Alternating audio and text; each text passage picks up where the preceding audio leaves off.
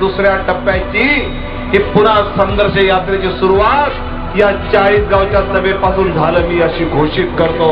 116 घोटाळे आतापर्यंत यांनी केले. म्हणजे जेवढ्या योजना महाराष्ट्र शासनाच्या लोकांना भलं करण्यासाठी नसतील तेवढे घोटाळे या सरकारने केलेले आहे. त्यांना या निवडणुकीत आपल्याला जाब विचारायचा.